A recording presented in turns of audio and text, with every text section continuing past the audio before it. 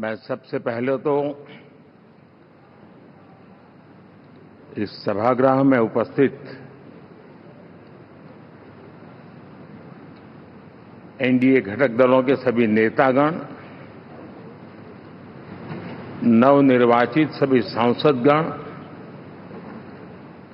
और हमारे राज्यसभा के भी सांसदगण, आप सबका हृदय से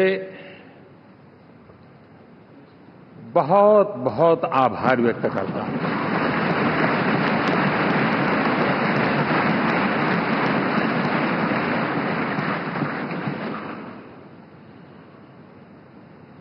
मेरे लिए खुशी की बात है कि इतने बड़े समूह को आज मुझे यहां स्वागत करने का अवसर मिला है।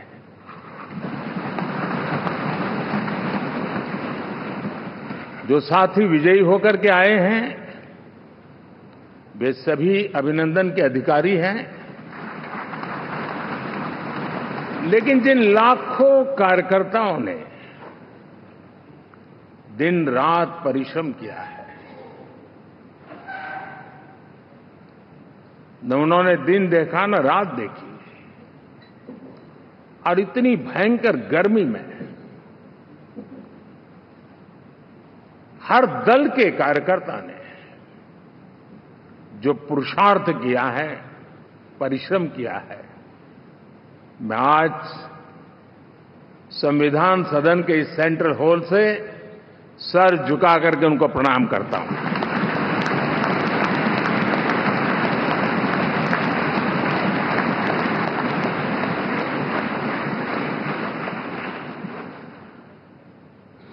साथियों, मेरा बहुत सौभाग्य है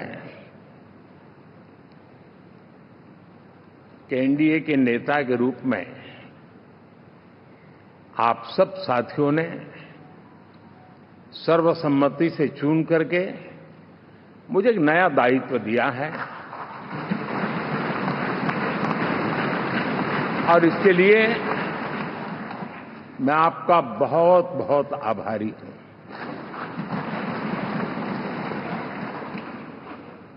व्यक्तिगत जीवन में एक मैं जवाबदारी का एहसास करता हूं। जब 2019 में इस सदन में मैं बोल रहा था, आप सबने मुझे नेता के रूप में चुना था, और तब मैंने एक बात पर बल दिया था, विश्वास। आज जब आप मुझे फिर से एक बार ये दायित्व देते हैं, इसका मतलब है कि हम दोनों के बीच, हम आपस में विश्वास का सेतु इतना मजबूत है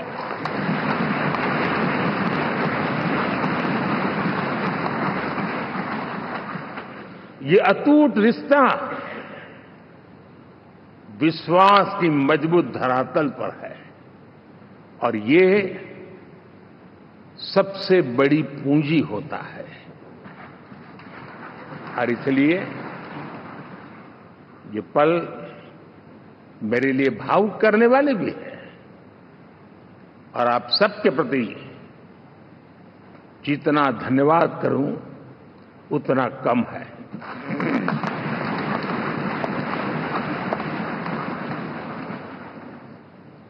साथियों,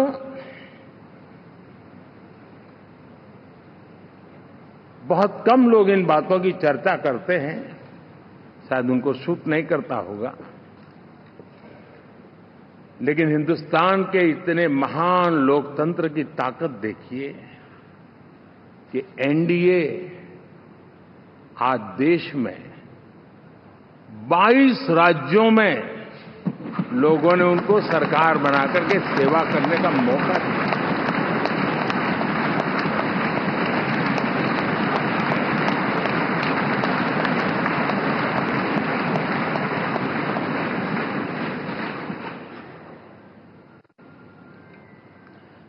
हमारा ये अलायंस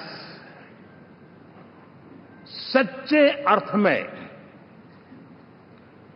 भारत की असली जो स्पिरिट है, जो भारत का आत्मा है,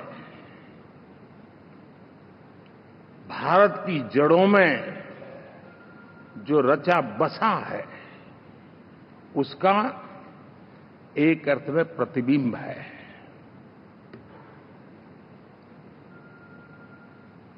और मैं इसलिए कह रहा हूं कि थोड़ी नजर करें, हमारे देश में 10 ऐसे राज्य जहां हमारे आदिवासी बंधुओं की संख्या प्रभावी रूप से है, निर्णायक रूप से है,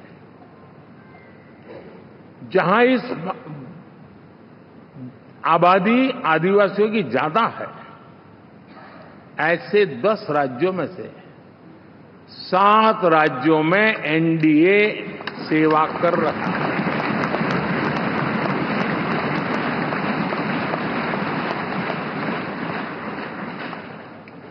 साथियों, हम सर्वपंथ संभाव के हमारे संविधान को समर्पित है और देश में चाहे हमारा गोवा हो या हमारा नॉर्थ ईस्ट हो, जहां बहुत बड़ी मात्रा में हमारे ईसाई भाई बहन रहते हैं, आज हम उन राज्यों में भी एनडीए के रूप में सेवा का अवसर हमें मिला हुआ है।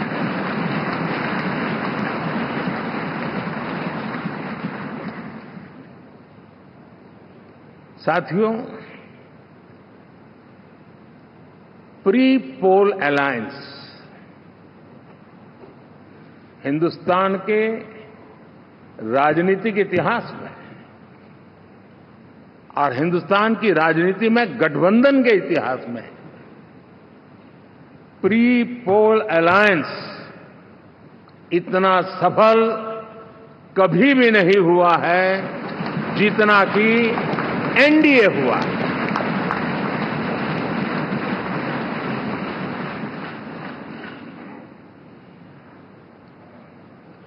और ये गठबंधन का विजय, हमने बहुमत हासिल किया है और मैं कई बार कह चुका हूं, शब्द अलग होंगे लेकिन मेरे भाव उसमें एक सातत्य है।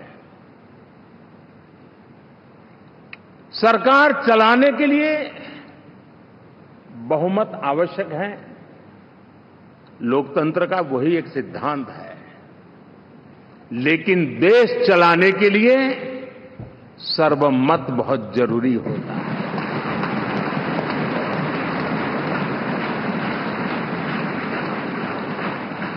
और मैं आज देशवासियों को यहां से विश्वास दिलाना चाहता हूं कि आपने जिस प्रकार से हमें बहुमत देकर के सरकार चलाने का सौभाग्य दिया है, ये हम सबका दायित्व है कि हम सर्वमत का निरंतर प्रयास करेंगे और देश को आगे ले जाने के लिए हम कोई कोर कसर नहीं छोड़ेंगे।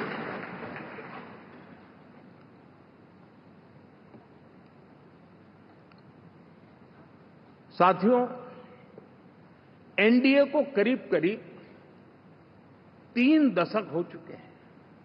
यानी आजादी के 75 साल में 3 दशक एनडीए, ये सामान्य घटना नहीं है जी।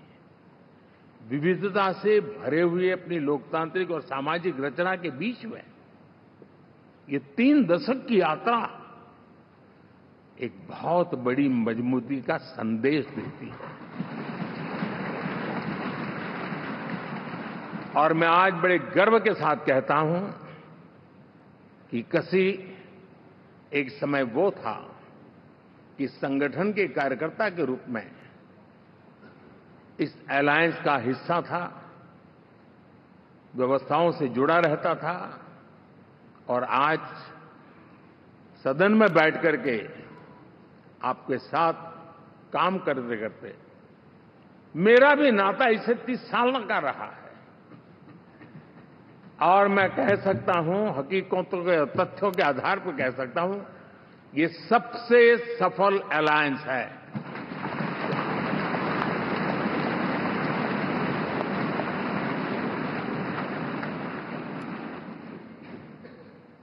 हम गर्व से कह सकते हैं कि 5 साल का टर्म होता है। इस अलायंस ने 30 साल में से 5-5 साल के 3 टर्म सफलतापूर्वक पार किए हैं और अलायंस चौथे टर्म में एंटर कर रहा है।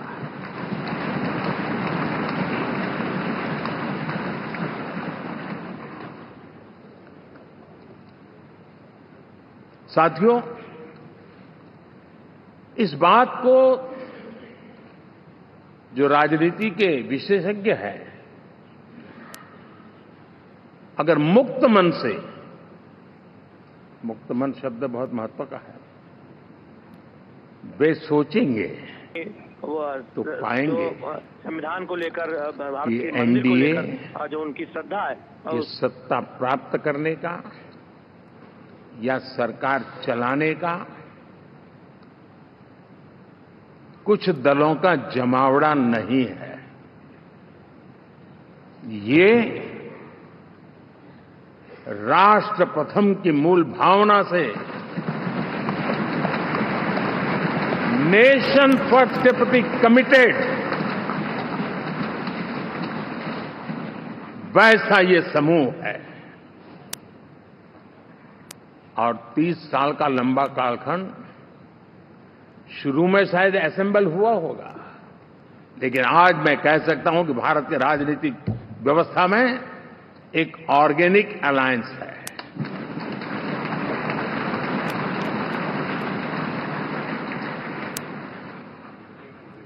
और ये मूल्य श्रद्धेय अटल बिहारी वाजपेयी, श्री प्रकाश सिंह जी बादल, श्री बाला साहब ठाकरे, श्री जॉर्ज फर्नांडिस, श्री शरद यादव, अनगिनत नाम मैं कह सकता हूं। इन लोगों ने जिस बीज को बोया था, वो आज भारत की जनता ने विश्वास का सिंचन कर करके उस बीज को वटवृक्ष बना दिया है।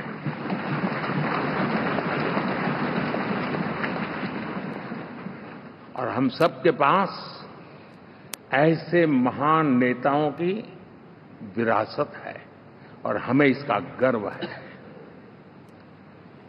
बीते 10 वर्षों में हमने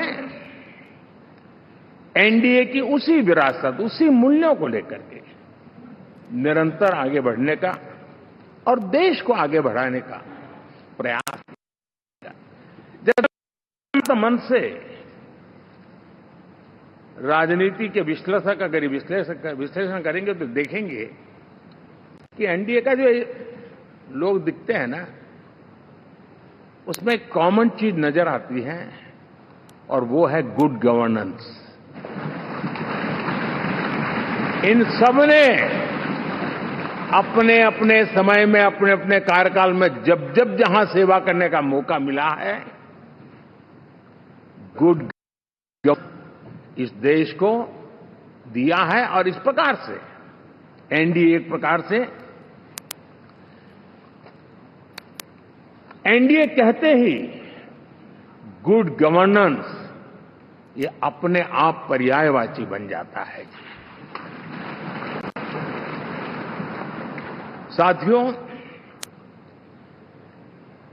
हम लोगों के सभी के कार्यकाल में, चाहे मैं गुजरात में रहा हूं या बाबू हमारे आंध्र में रहे हो या नीतीश जी ने के लिए भरपूर सेवा की हो, हम सबके अंदर केंद्र बिंदु में गरीब का कल्याण केंद्रस्थ रहा है।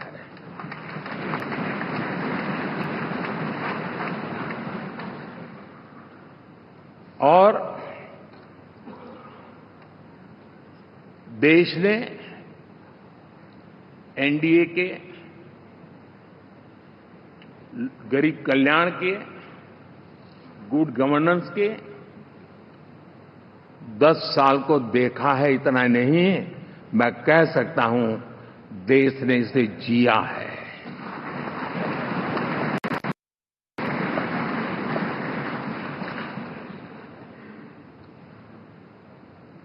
जनता जनार्दन ने सरकार क्या होती है, सरकार क्यों होती है, सरकार किसके लिए होती है, सरकार कैसे काम करती है, इसको पहली बार अनुभव किया है। वरना जनता और सरकारों के बीच में एक खाई की व्यवस्था ही बनी हुई थी। हमने उसको पाठ दिया है। हमने सबका प्रयास का मंत्र देश को नई ऊंचाई पर ले जाने के लिए चरितार्थ करके देखा है। साथियों, एनडीए सरकार में हम अगले 10 साल में,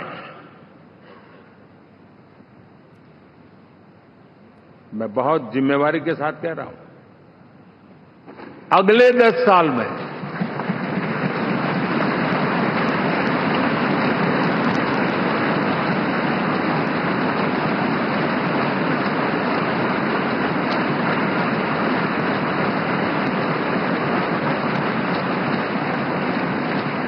गुड गवर्नेंस,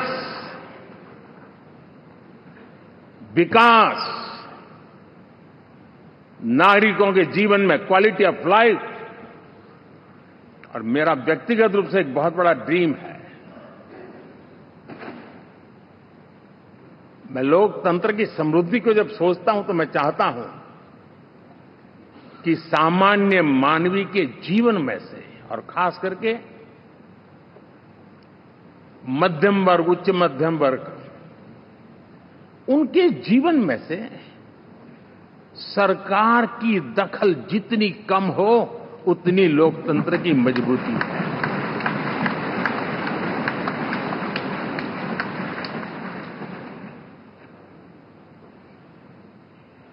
और आज के टेक्नोलॉजी के युग में बहुत आसानी से हम, वरना एक दिन में 10 काम हो तो 10 अलग अलग वो सारी चीजें मांगेंगे। हम बदलाव चाहते हैं। गुड गवर्नेंस का ये भी एक महत्वपूर्ण पहलू है। लेकिन हम विकास का नया अध्याय लिखेंगे, गुड गवर्नेंस का नया अध्याय लिखेंगे, जनता जनार्दन की भागीदारी का नया अध्याय लिखेंगे, और सब मिलकर के विकसित भारत के सपने को साकार करके रहेंगे।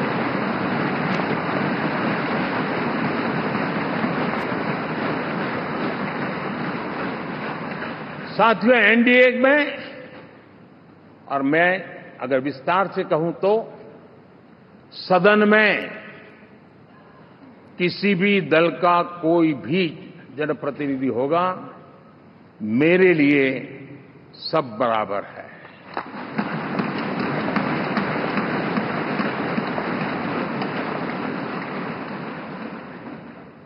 जब मैं सबका प्रयास की बात करता हूं तो मैं सदन में भी, चाहे वो लोकसभा हो या राज्यसभा हो, हमारे लिए सब बराबर है। और यही एक भाव है जिसके कारण 30 साल से एनडीए अलायंस मजबूती के साथ आगे बढ़ा है। अपना पराया कुछ नहीं है। सबको गले लगाने में हमें कभी कोई कमी नहीं रखी है। उसी का परिणाम है कि जनता का विश्वास भी जीत पाते हैं। साथियों, हमने 2024 में जिस टीम भावना से काम किया है और ग्रासरूट लेवल पे किया है, सिर्फ फोटो ऑप करना, नेता मिलकर के हाथ हिलाएं और फिर तुम्हारे रास्ते में मेरे रास्ते, ऐसा नहीं। ग्रासरूट लेवल तक सबने मिल करके ये जो काम किया है, और उसी ने हमें ऑर्गेनिक अलायंस का सामर्थ्य दिया है।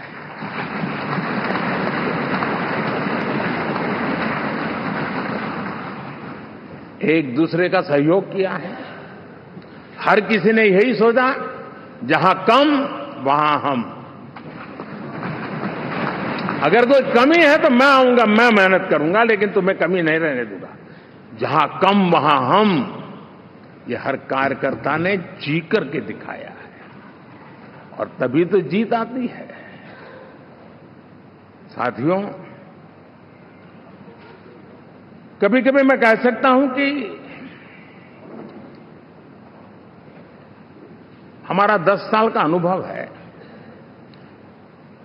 भारत के हर क्षेत्र का और भारत के हर नागरिक का जो एस्पिरेशंस हैं, रीजनल एस्पिरेशंस हैं, वे और नेशनल एस्पिरेशंस, इसका एक अटूट नाता होना चाहिए। इसके बीच में हवा तक गुजर न सके, इतना जुड़ाव होना चाहिए, तब देश आगे बढ़ता है।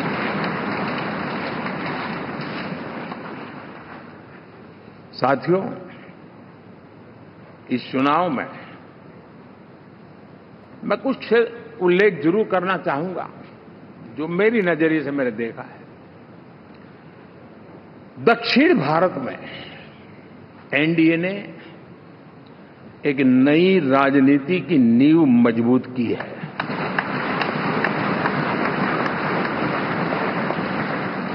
अब देखिए, कर्नाटक एंड तेलंगाना, अब ये भी तो इनकी सरकारें बनी थी, लेकिन पल भर में ही लोगों का विश्वास टूट गया, भ्रम से लोग बाहर आ गए और एनडीए को गले लगा दिया। कर्नाटक और तेलंगाना में दोनों जगह।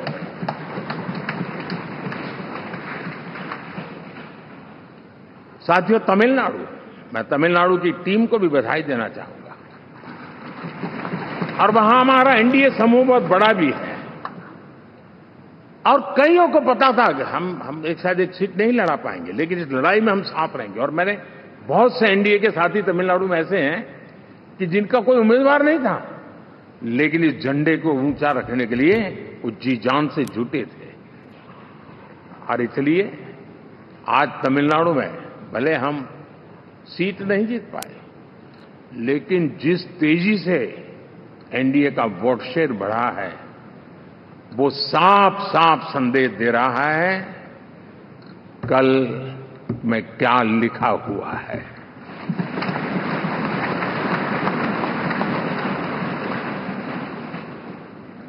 साथियों, पुडुचेरी हो, केरला, हमारे सैकड़ों कार्यकर्ताओं के बलिदान हुए हैं। यूडीएफ हो या एलडीएफ हो, शायद हिंदुस्तान के राजनीतिक जीवन में इतना जुल्म एक विचारधारा को लेकर के जीने वाले लोगों पर हुआ होगा तो सिर्फ मैं कह सकता हूं केरल में हुआ है। जम्मू कश्मीर से भी ज्यादा हुआ है। उसके बावजूद भी सामने कहीं विजय नजर नहीं आता था। उन्होंने परिश्रम की पराकाष्ठा में कभी पीछे नहीं रहे, पीढ़ियां खपा दी। और आज पहली बार संसद में केरल से हमारा प्रतिनिधि बन गया।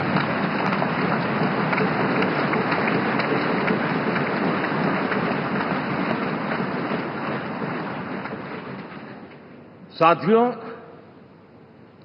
अरुणाचल में हमने लगातार, हमारी सरकार बनती रही है और भारी समर्थन से बनती है। सिक्किम में भी हमारे एनडीए की सरकार करीब करीब क्लीन स्वीप के साथ, अरुणाचल क्लीन स्वीप। आंध्र, मैं अबू बाबू को पूछ रहा था, बोले हिस्टोरिकली ये सबसे हाईएस्ट विक्ट्री है।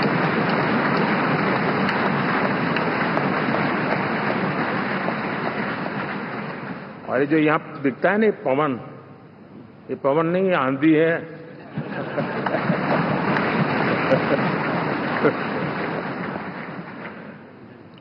आंध्र ने इतना बड़ा हमारे प्रति जनमत दिया है। हिंदुस्तान के लिए एक सामान्य मानवीय की विकास की जो जिजीविषा है उसका प्रतिबिंब है। और महाप्रभु जगन्नाथ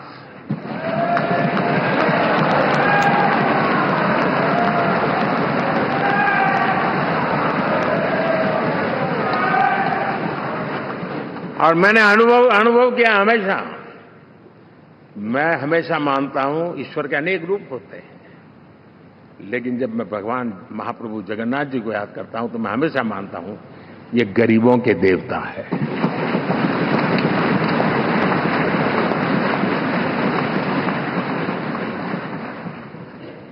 और वहां जो क्रांति रूप परिणाम आया है, मैं इसे एक रिवॉल्यूशन देख रहा हूं। और मैं इसके साथ कह सकता हूं कि विकसित भारत का हमारा जो सपना है, आने वाले 25 वर्ष, पहले मैंने 10 साल कहा था, या मैं 25 साल कह रहा हूं, आने वाले 25 साल महाप्रभु जगन्नाथ जी की कृपा से उड़ीसा देश की विकास यात्रा के ग्रोथ इंजन पैकी एक होगा।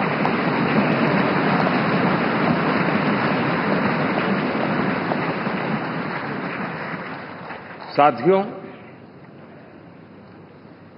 हम लोग जब 4 जून के नतीजे चल रहे थे, मैं तो अपने काम में कुछ व्यस्त था, बाद में फोन आना शुरू हो गए, तो मैंने किसी को पूछा, यार ये तो ठीक है आंकड़े वांकड़े, तो मुझे ये बताओ कि ईवीएम जिंदा है कि मर गया?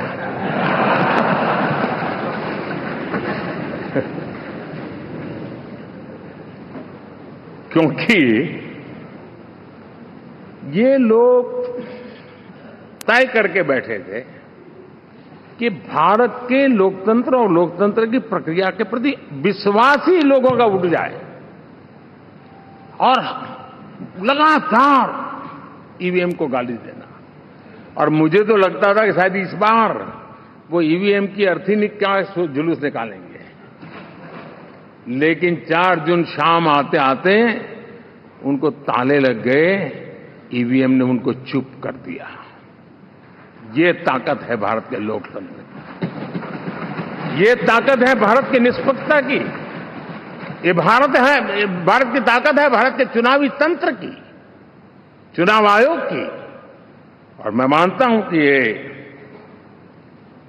आशा करता हूं कि 5 साल तो अब ईवीएम शायद मुझे नहीं सुनाई देगा, लेकिन जब 29 में हम जाएंगे तो फिर से शायद ईवीएम को लेकर के नाचने की शुरुआत करेंगे, क्योंकि इनके सुधरने की संभावना बहुत कम है। आप देखिए, चुनाव के समय मैंने पहली बार देखा, शायद हर तीसरे दिन इलेक्शन कमीशन के काम में रुकावट आए, इसके लिए सुप्रीम कोर्ट के दरवाजे खटखटाए गए, भांति भांति की एप्लीकेशन, और एक ही टोली थी। और लोकतंत्र के प्रति जिनका भरोभार अविश्वास है, ऐसे लोग सुप्रीम कोर्ट का उपयोग करते हुए कैसे रुकावट डाले, इसका निरंतर प्रयास करते रहे। और चुनाव आयोग की ताकत का एक बड़ा हिस्सा अदालतों में, इस पीक अवर्स में, चुनाव के पीक अवर्स में, यानी कितनी निराशा लेकर के ये लोग मैदान में आए थे कि उन्होंने पूरा हमला उसी इंस्टीट्यूट पे लगा दो ताकि चुनाव के कोई भी परिणाम आए, हम दुनिया के सामने भारत को भी बदनाम कर लें। ये षड्यंत्र का हिस्सा था दोस्तों, और कभी भी देश उनको माफ नहीं करेगा। साथियों, इंडी गठबंधन वाले जब ईवीएम का विरोध करते हैं तो मैं सिर्फ एक चुनाव के रूप में नहीं देख रहा। मैं मानता हूं ये लोग मन से पिछली शताब्दी के सोच वाले लोग हैं। वे टेक्नोलॉजी को हम महत्व न समझते हैं, न टेक्नोलॉजी स्वीकार करने को तैयार है।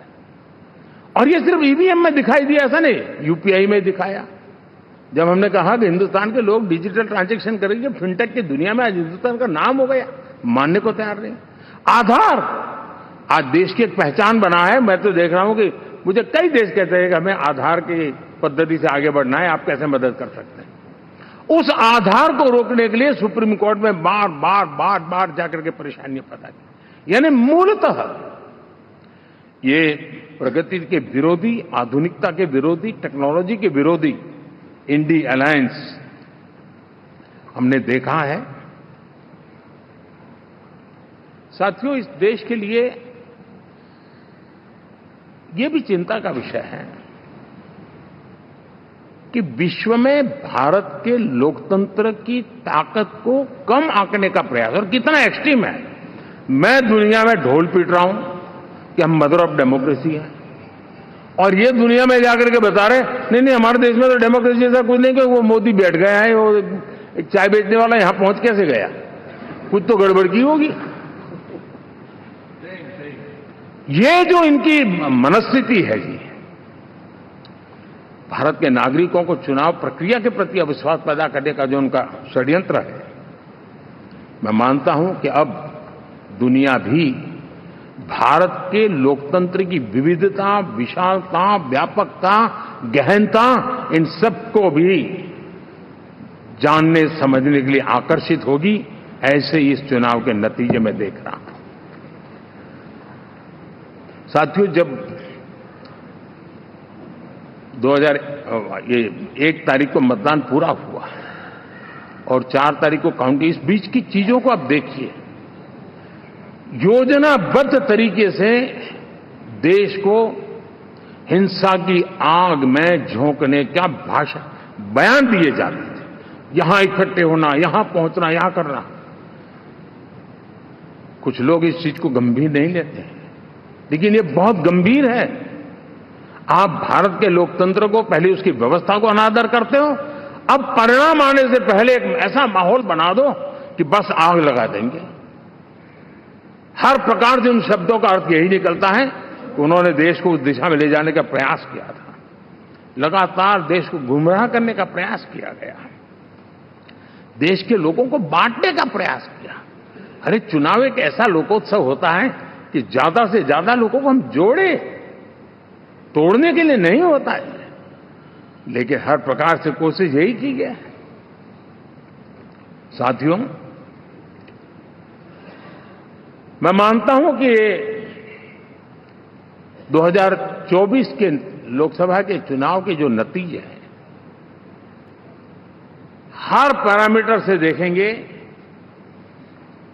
दुनिया ये मानती है और मानेगी कि ये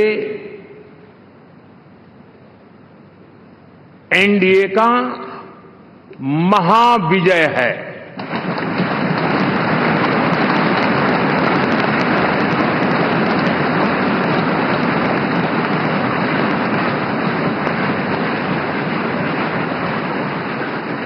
और आपने देखा 2 दिन कैसा चला, जैसे हम तो हार चुके हैं, गए। सब चारों तरफ यही दिखता था, क्योंकि उनको अपने कार्यकर्ताओं का मोरल हाई करने के लिए ऐसे काल्पनिक परेड ये करने पड़ रहे हैं। और साथियों, गठबंधन के इतिहास में अगर आंकड़ों के हिसाब से देखें तो ये सबसे मजबूत गठबंधन की सरकार है।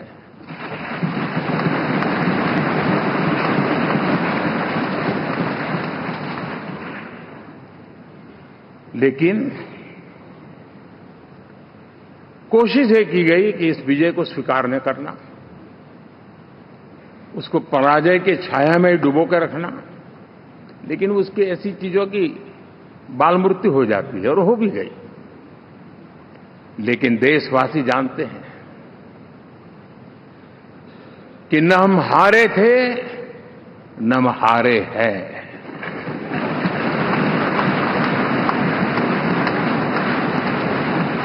लेकिन 4 तारीख के बाद हमारा जो व्यवहार रहा है,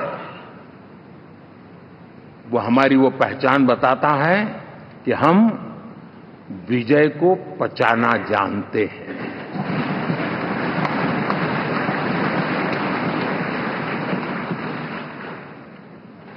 हमारे संस्कार ऐसे हैं कि विजय की गोद में उन्माद पैदा नहीं होता है और न ही पराजित लोगों के प्रति उपहास करने के हमारे संस्कार हैं।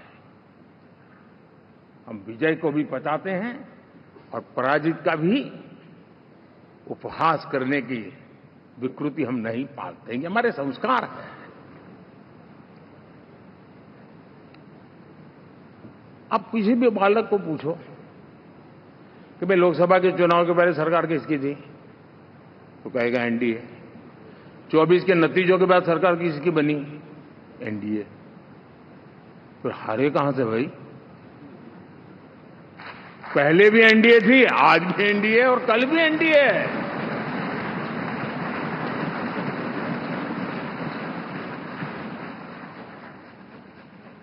आप सोचिए 10 साल बाद भी कांग्रेस 100 के आंकड़े को नहीं छू पाई।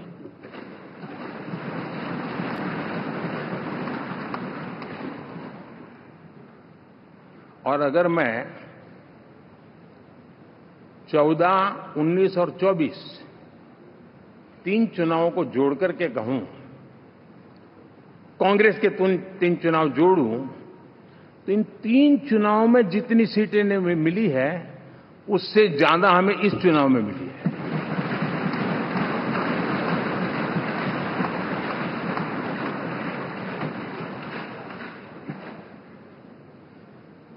और मैं साफ देख रहा हूं साथियों, एनडीए वालों को अंदाज नहीं है।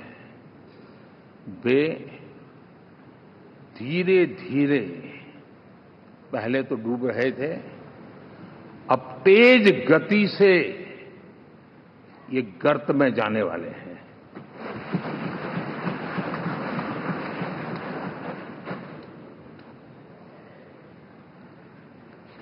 साथियों,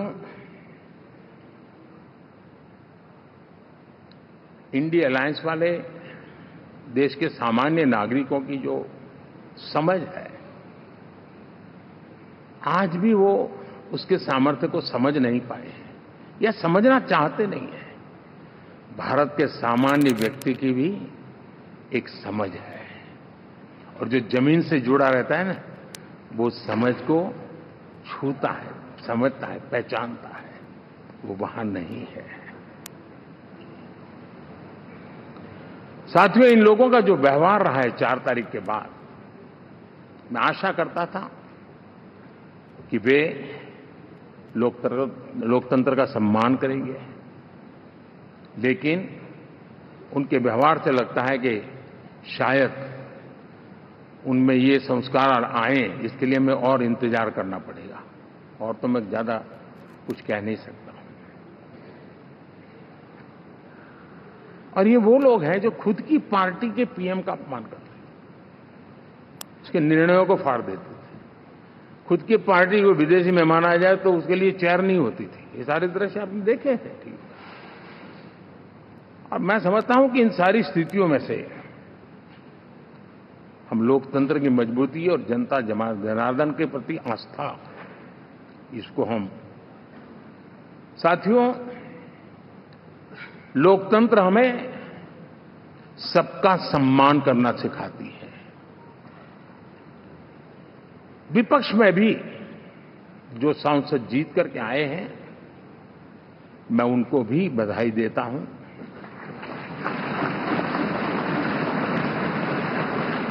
और मैं पिछले 10 वर्ष में एक चीज मिस कर रहा था कि debate, participation, quality of debate मैं मिस कर रहा हूं। लेकिन मैं आशा करता हूं कि अब इस नया जो सदन बना है, वो कमी मुझे खलेगी नहीं। शायद हमारे साथी भी राष्ट्रहित की नीयत के साथ सदन में आएंगे और भले वो विपक्ष में बैठे होंगे, लेकिन राष्ट्र के विपक्ष में नहीं है, हमारे विपक्ष में है। राष्ट्र में तो हम सब एक ही दिशा में हैं।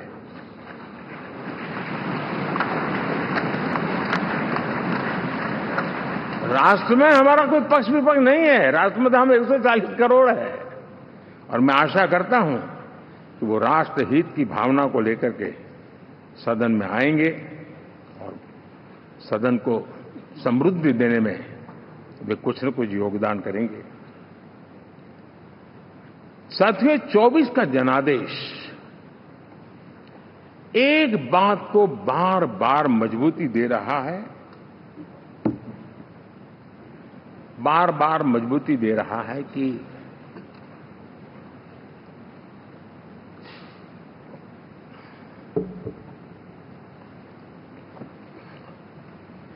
देश को आज के वातावरण में सिर्फ और सिर्फ एनडीए पर ही भरोसा है।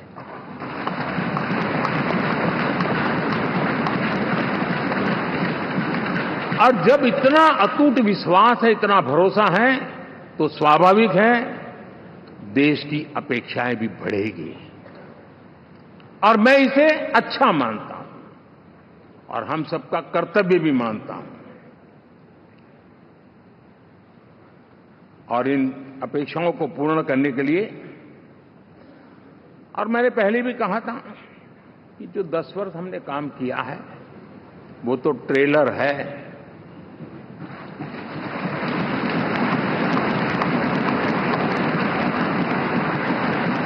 और वो मेरा चुनावी वाक्य नहीं था, ये मेरा कमिटमेंट है।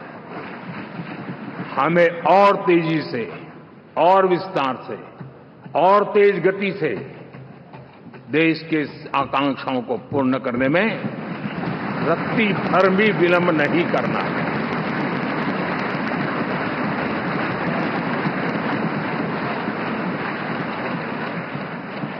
जनता जनार्दन चाहती है हम पहले से ज्यादा डिलीवर करें।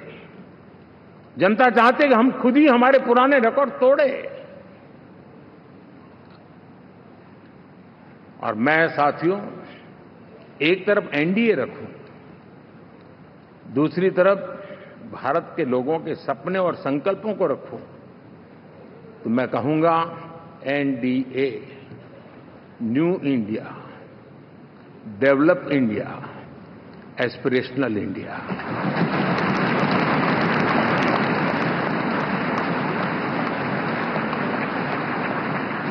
और इसी सपने और संकल्पों को पूरा करना, ये हम सबका संकल्प भी है, कमिटमेंट भी है, और हमारे पास रोड मैप भी है।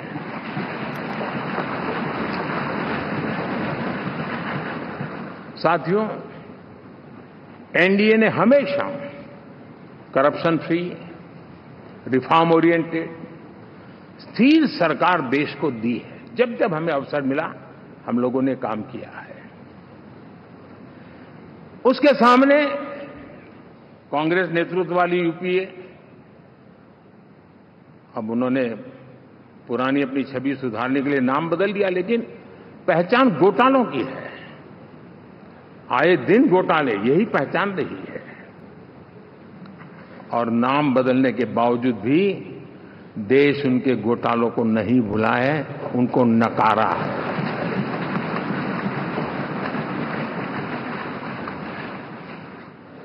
और मैं कह सकता हूं साथियों, इंडी अलायंस वालों ने एक व्यक्ति का अपोज करने के वन पॉइंट एजेंडा के कारण देश की जनता ने उनको ही ऑपोजिशन में बिठा दिया है।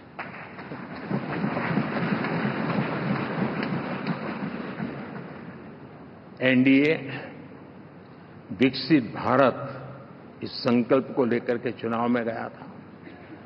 देश के लिए सकारात्मक सोच को लेकर के गया था।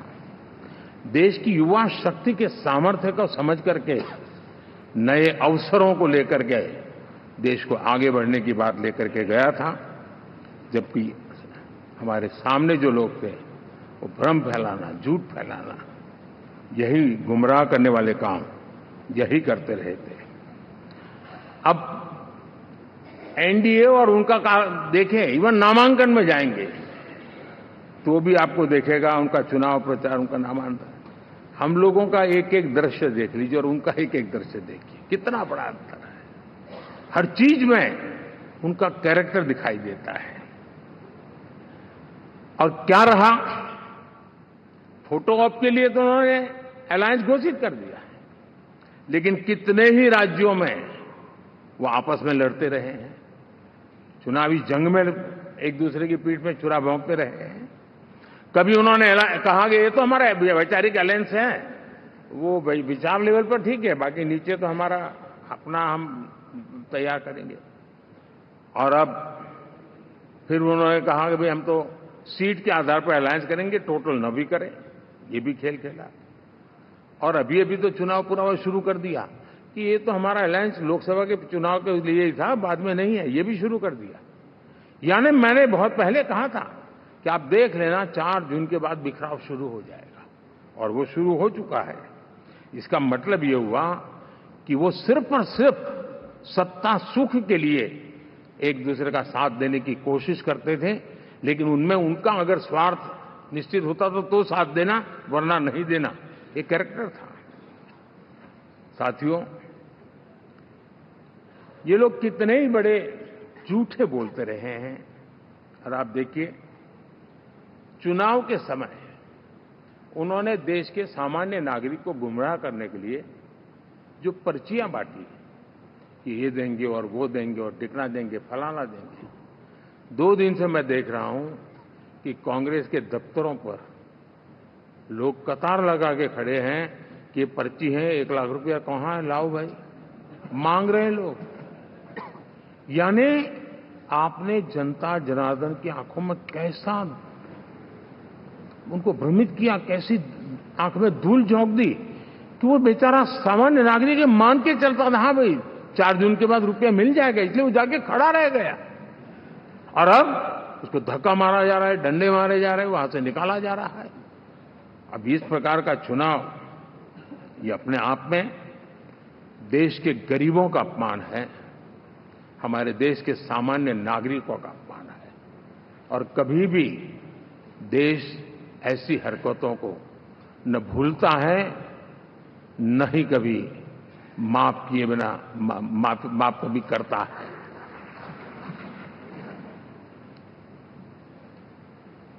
साथियों, हमारे लिए संतोष की बात है कि हम एक कमिटमेंट से काम कर रहे हैं। 10 साल में हमने 25 करोड़ गरीबों को गरीबी से बाहर निकाला है।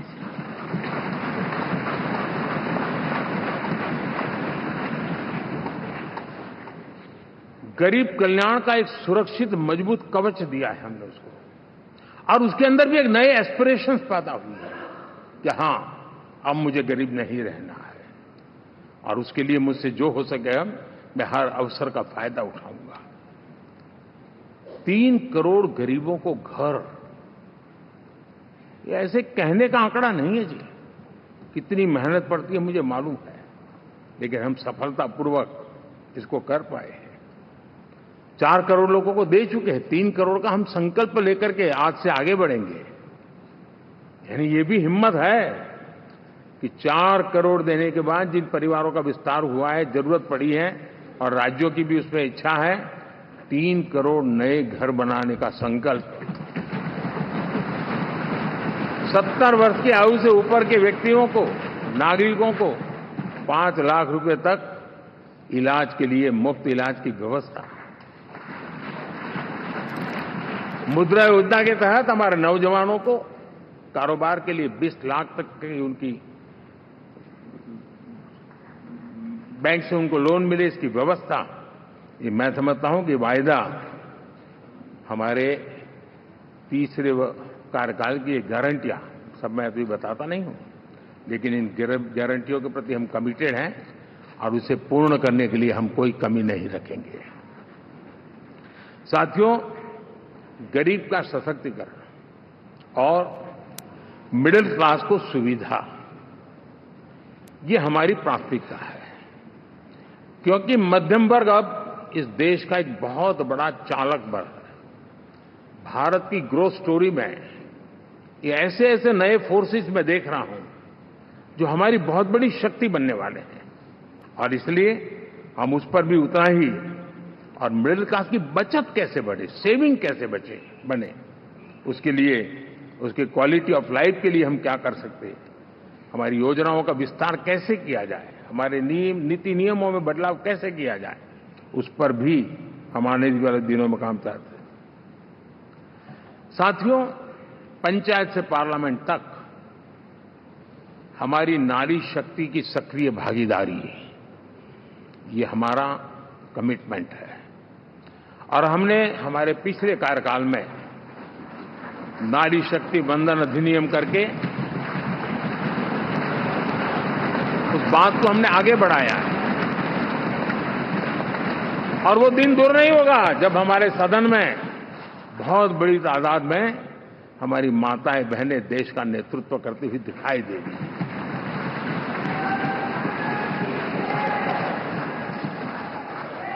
इस पूरे चुनाव में हम सबसे ज्यादा महिला उम्मीदवारों को टिकट देने वाली पार्टी रहे हैं, ये हमारा कमिटमेंट है।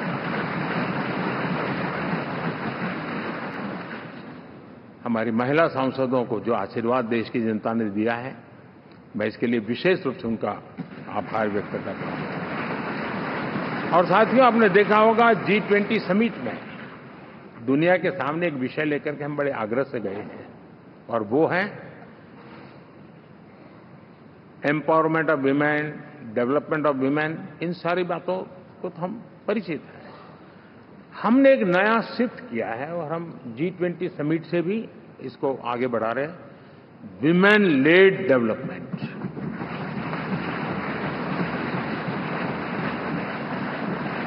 एक बार हमारा इस प्रकार का कमिटमेंट बनता है तो परिवर्तन बिल्कुल साफ नजर आता है। साथियों, एनडीए का ये कार्यकाल बड़े फैसलों का है, तेज विकास का है, और अब हम समय गंवाना नहीं चाहते कि हम 5 नंबर की इकोनॉमी से 3 नंबर की इकोनॉमी पर पहुंचना है।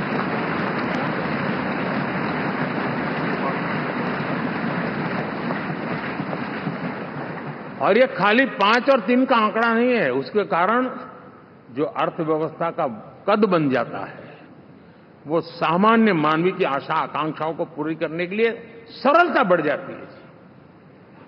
देश के लिए जो जरूरतें हैं वो आराम से पूरी करने का सामर्थ्य बन जाता है, और इसलिए हम उस दिशा में बड़ी कोशिश करके आगे बढ़ना चाहते हैं।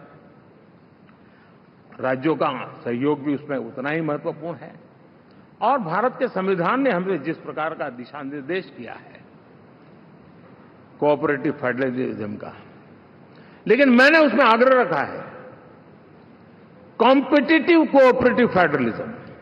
हमारे राज्यों के बीच में भी तंदुरुस्त स्पर्धा हो, राज्य और केंद्र के बीच में भी तंदुरुस्त स्पर्धा हो, हम अच्छा करने की स्पर्धा करें, और उस दिशा में हम आगे बढ़ना चाहते हैं। और हमने देखा है कि जब मैं कॉम्पिटिटिव कोऑपरेटिव फेडरलिज्म की बात करता हूं, आपने देखा G20 समिट हम एक जगह पे कर सकते थे, हम भी मालाएं पहन करके फोटो निकलवा सकते थे, लेकिन हिंदुस्तान के अनेक शहरों में 200 से ज्यादा मीटिंगें हुई, और दुनिया भर के नीति निर्धारक जो कहे G20 देशों के और बाकी भी 5-7 देशों के, वो हिंदुस्तान के कोने कोने में गए, उनके देशों में जाकर के भारत की विविधता, भारत की विशालता, इसकी चर्चा कर रहे हैं। उनके लिए आश्चर्य है, हमने तो दिल्ली आकर के वापिस जाते थे, पता ही नहीं था कि देश इतना बड़ा है। ये अपनी एक ताकत का परिचय हुआ है। हमने कोविड में देखा, राज्यों के साथ कोऑपरेशन के साथ हमने जिस प्रकार से लड़ाई लड़ी, और एक सूत्र में रह करके लड़े, दल किसी का भी हो सरकार में, लेकिन हमने इस काम को किया क्योंकि हमारा कोऑपरेटिव फेडरलिज्म के प्रति कमिटमेंट है। एस्पिरेशनल डिस्ट्रिक्ट एक ऐसा मॉडल है गवर्नेंस का जिसमें राज्य भी उतना ही सक्रियता से हमारे साथ जुड़े हुए हैं, और दुनिया के लिए जो डेवलपिंग कंट्रीज हैं उनके लिए गवर्नेंस का एक ऐसा मॉडल प्रस्तुत हो रहा है जिसका अब तो केस स्टडी के रूप में दुनिया के अनेक यूनिवर्सिटी केस स्टडी करना शुरू की है।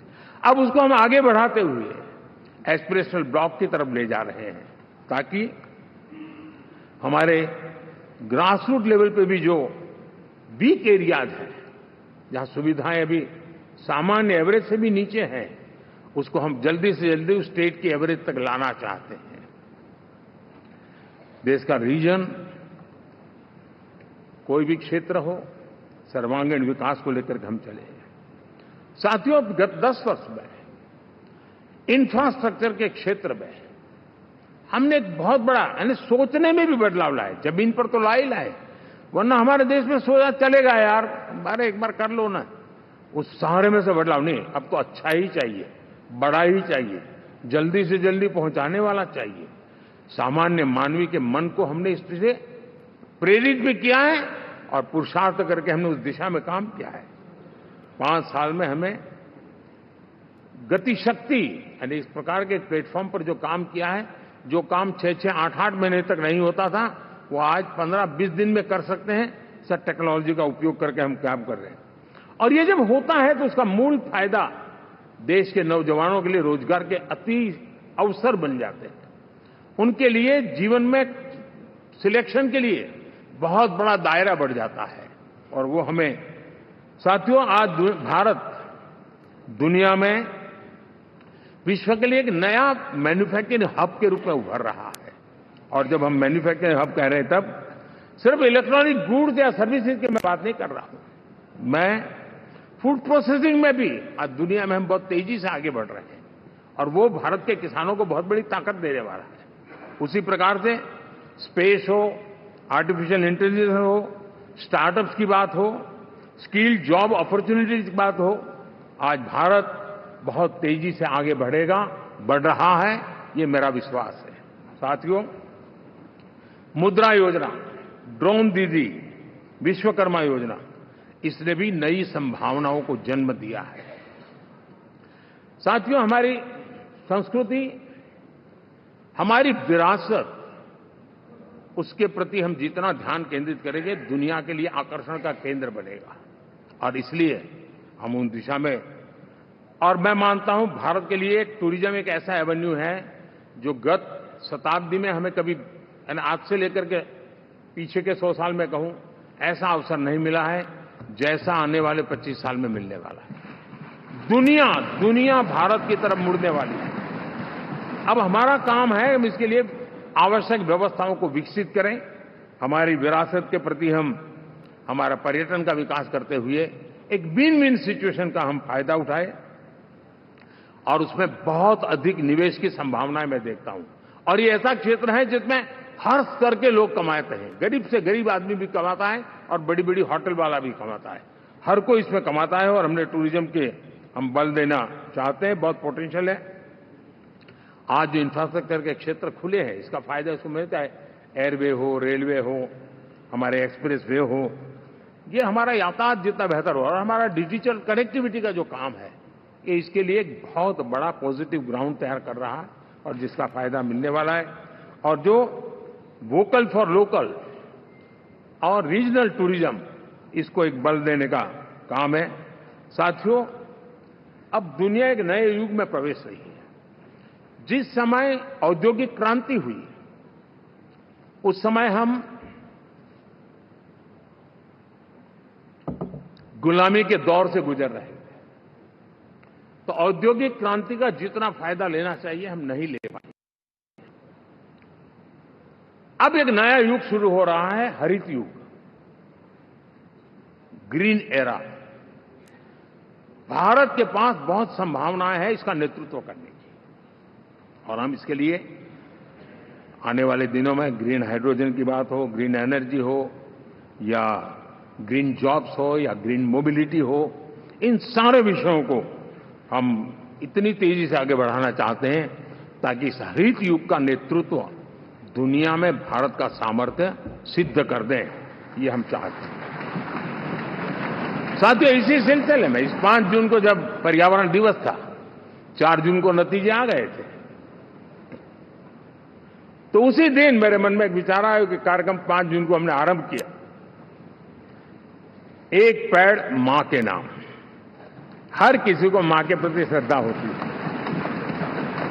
और मैं भी देशवासियों को कहूंगा कि आने वाले समय में कभी आपकी माताजी का जन्मदिन हो, क्या कोई और शुभ दिन हो, अपनी मां के नाम पर एक पेड़ लगाइए और मां जीवित है तो साथ लेकर जाइए, उनकी फोटो आप सोशल मीडिया में अपलोड कीजिए, और मां नहीं है तो उनकी फोटो रख करके एक पेड़ लगाइए, और वो अपनी मां का भी सम्मान होगा और धरती मां की सेवा होगी। हम इन दो माताओं की सेवा करें। साथियों,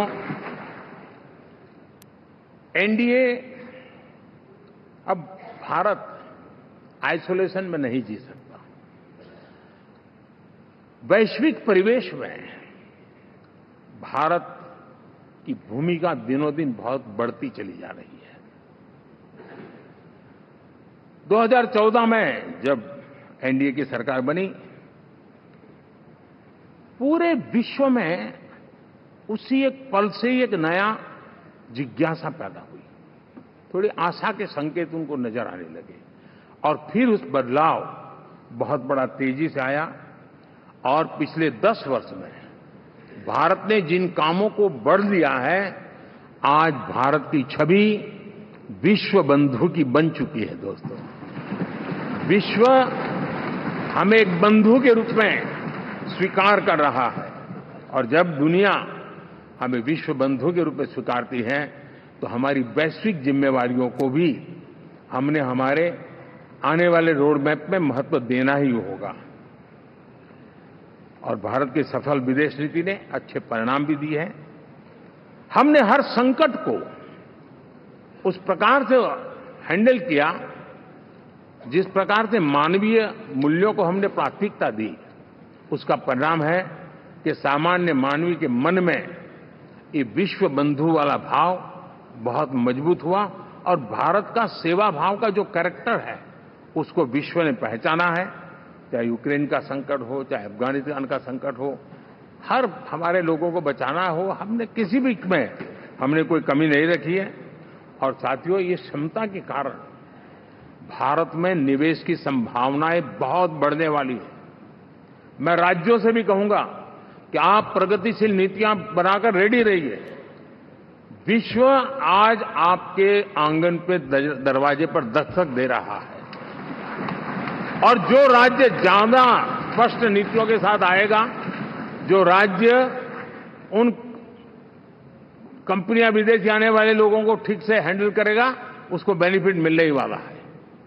और भारत ने जो नीतियां बनाई है, भारत ने जो वातावरण बनाया है, उसका लाभ भारत के हर राज्य को मिलना चाहिए, और उस दिशा में हम तेजी से काम करना चाहते हैं।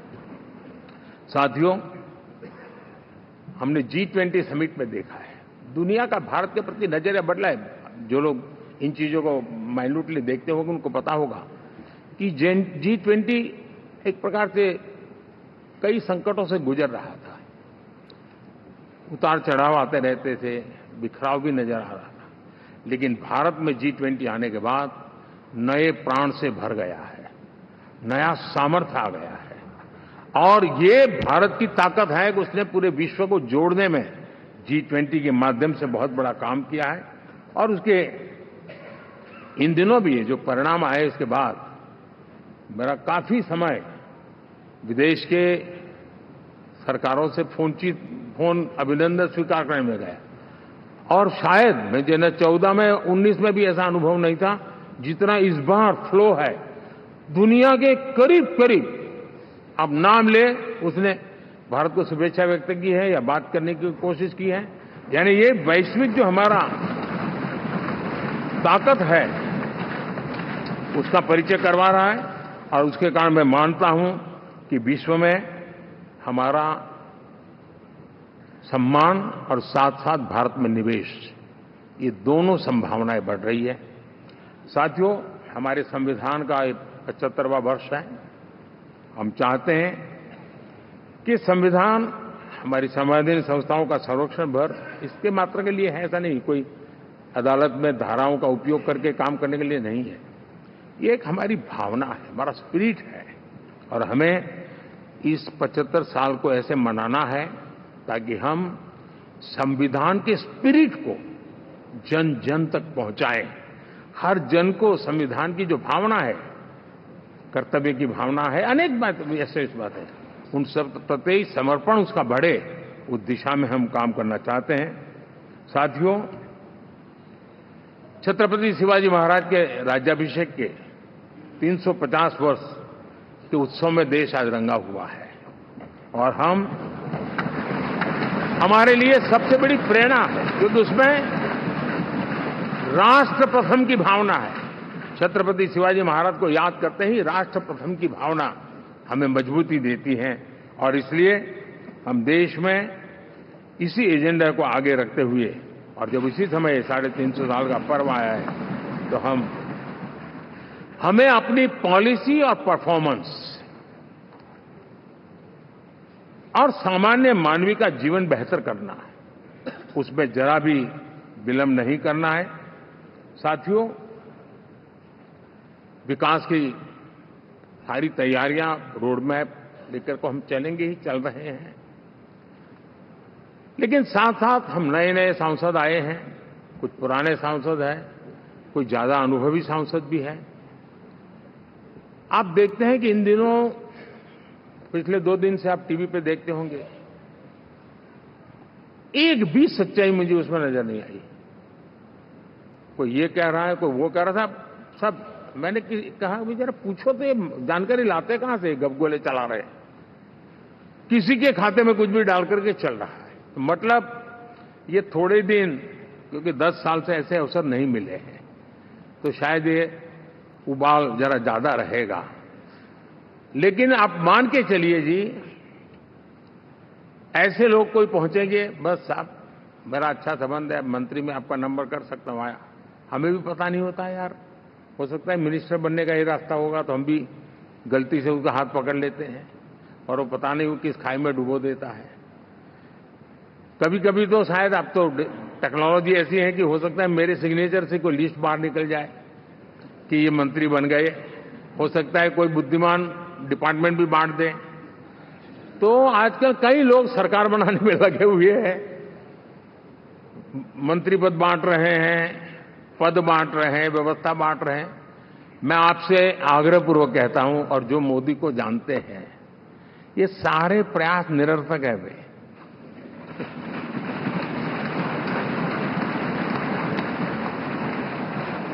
आप भी किसी का फोन आ जाए तो 10 बार वेरीफाई कीजिए कि जिसने फोन किया है वो सचमुच में अथॉरिटी है। अदरवाइज कोई भी कहे भाई आपका नाम हो गया है, सुबह परिवार को बुला लीजिए, शपथ समारोह में आना है, हो गया। तो ऐसी गपबाजी करने वाली एक बहुत बड़ी फौज रहती है। कुछ लोग आदतन करते रहते हैं, कुछ लोगों को मजाक आती है लेकर, और कुछ लोग बदिरादे से करते हैं। मेरा सभी सांसदों से आग्रह है कि हम इन सारे षड्यंत्रों का शिकार न बने। दूसरा, हमारे जो इंडिया अलायंस वालों ने इस चुनाव में फेक न्यूज में एक्सपर्टाइज कर लिया, डबल पीएचडी कर लिया उन्होंने, वो शायद इसका भरपूर उपयोग करेंगे। हम कृपा करके इन चीजों से दूर रहें, अफवाहों से दूर रहें।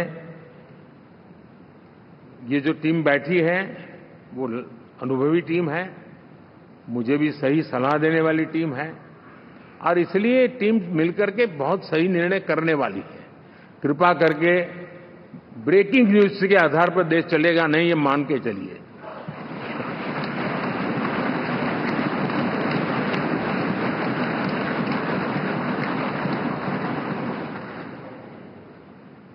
साथियों, विकसित भारत का संकल्प लेकर के हम चले हैं।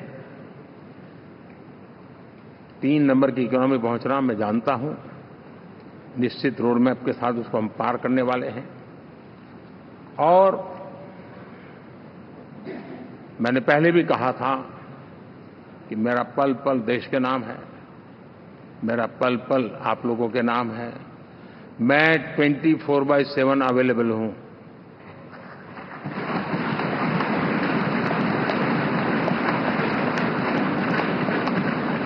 हमें मिलकर के देश को आगे बढ़ाना है। फिर से एक बार आप लोगों ने मुझ पर जो विश्वास जताया है जो प्यार दिखाया है और जो समर्थन दिया है, वाकई मैं मानता हूं भारत के लोकतंत्र की एक बहुत बड़ी ताकत है। मैं जितना आपका आभार व्यक्त करूं उतना कम, और मैं विश्वास दिलाता हूं कि मैं आपकी आशा अपेक्षाओं को पूरी करने में, परिश्रम करने में कोई कमी नहीं रखूंगा।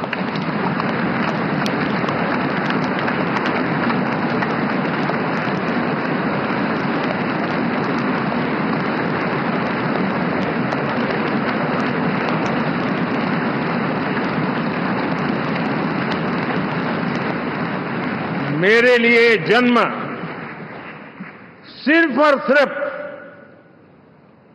वन लाइफ वन मिशन, और वो है मेरी भारत माता। ये मिशन है 140 करोड़ देशवासियों के सपनों को पूरा करने के लिए खप जाना।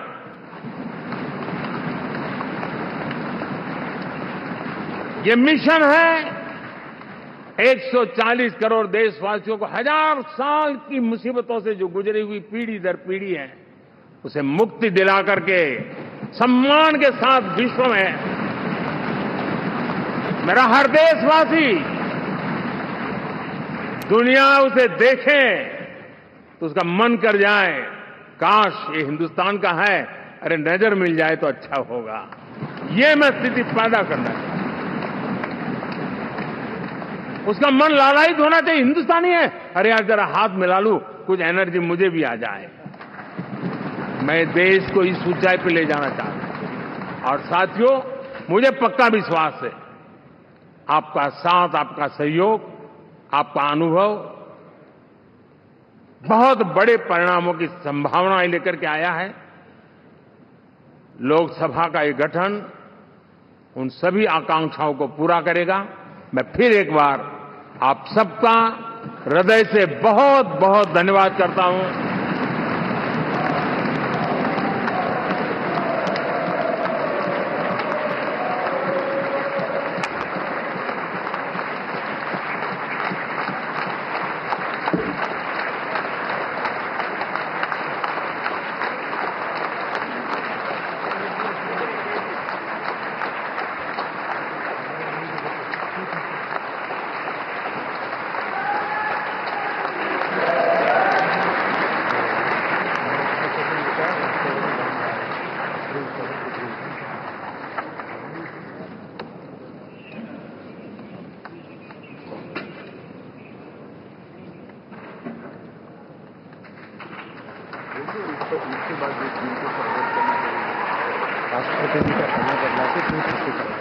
जो एनडीए के साथी स्वागत करना चाहते हैं वो आगे आ सकते हैं, और बाकी भी जो फिर पार्टी के वरिष्ठ नेता भी स्वागत करना चाहते हैं वो आगे आ सकते हैं।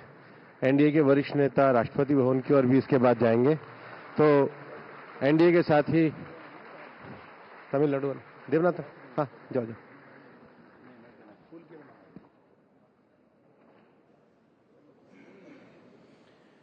एनडीए के साथी या वरिष्ठ नेता जो स्वागत के लिए आए हैं वो एक आगे धीरे धीरे जा सकते हैं।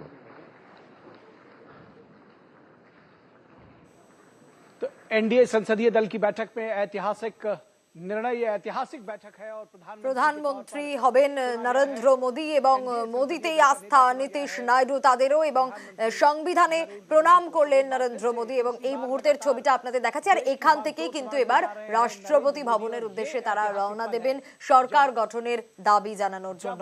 তৃতীয়বার দিল্লির মসনদে বসতে চলেছেন নরেন্দ্র মোদী।